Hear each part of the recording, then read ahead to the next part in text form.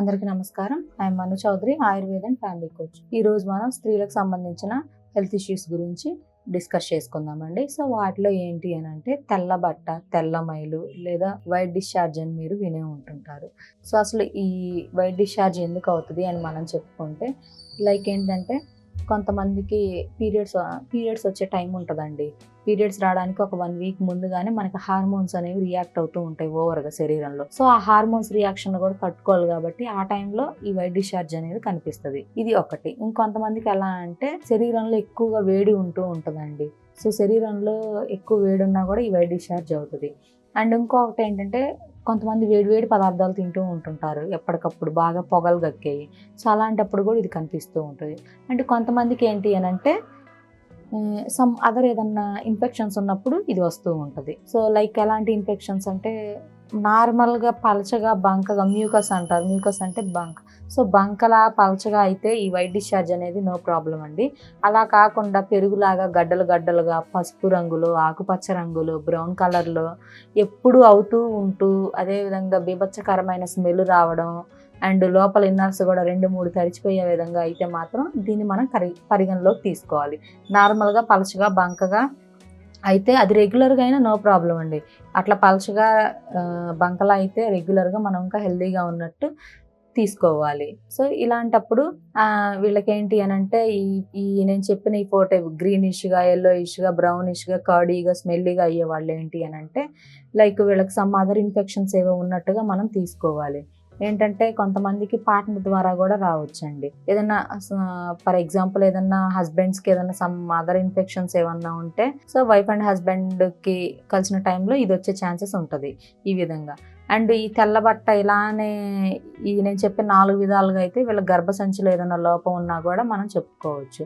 And కొంతమంది గర్భసంచిలో cancer లాంటివి form అయినా కూడా ఇలా వస్తుంది కొంతమందికి. సో అలాంటప్పుడు ఈ తెల్లబట్టని మనం న్యాచురల్గా ఎలా తగ్గించుకోవాలి అని మనం ఈరోజు చెప్పుకుంటే ఫస్ట్ ఆఫ్ ఆల్ కొంచెం మన తిండి విధానాన్ని మార్చుకోవాలి. అదేవిధంగా లోపల ఇన్నర్స్ కూడా కాటన్ వేసుకోవడానికి ట్రై చేయాలి. కొంచెం మంచినీళ్ళు మినిమం 5 to 6 లీటర్స్ తాగాలి. టీనేజర్స్ అని చెప్పుకుంటే వాళ్ళు ఏంటంటే స్కూల్స్కి కాలేజ్కి వెళ్తూ ఉంటారు. వాళ్ళు మంచినీళ్ళు అనేవి ఎక్కువగా తీసుకోరు. లైక్ ఏంటంటే వాష్రూమ్స్కి వెళ్ళాల్సి వస్తుంది అని చెప్పి వాళ్ళు తాగకుండా అలానే బిగబట్టుకొని ఉంటుంటారు.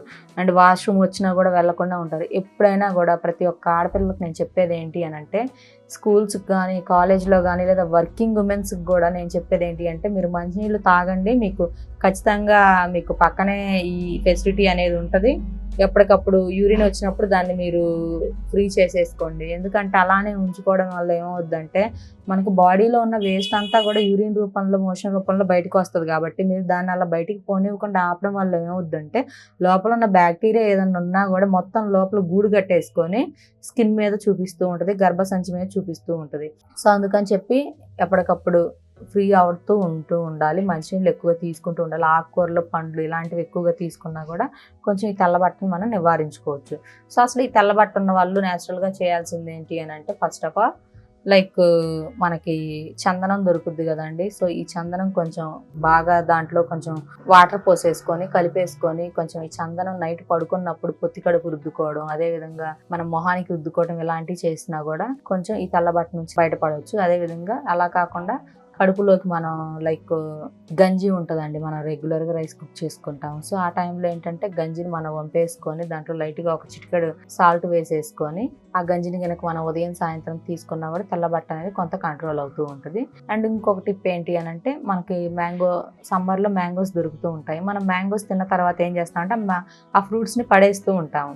సో అలా కాకుండా ఆ ఫ్రూట్స్ లోపల జీడి ఉంటుంది. ఆ జీడిని మనం శుద్ధి చేసేసుకొని ఎండబెట్టేసుకొని పౌడర్ చేసేసుకొని గ్లాస్ పాలలో ఉదయం 1 స్పూన్, సాయంత్రం 1/2 స్పూన్ వేసేసుకొని కనుక తాగినా కూడా తెల్లబట్ట నుంచి మనం బయటపడవచ్చు. ఇది నార్మల్గా అయ్యే వాళ్ళకి. అలా కాకుండా వీటికి కూడా తగ్గలేదు అంటే వాళ్ళకి సమ్ అదర్ ఇన్ఫెక్షన్ ఏదో ఉన్నట్టు మనం కన్సిడర్ చేయాలి.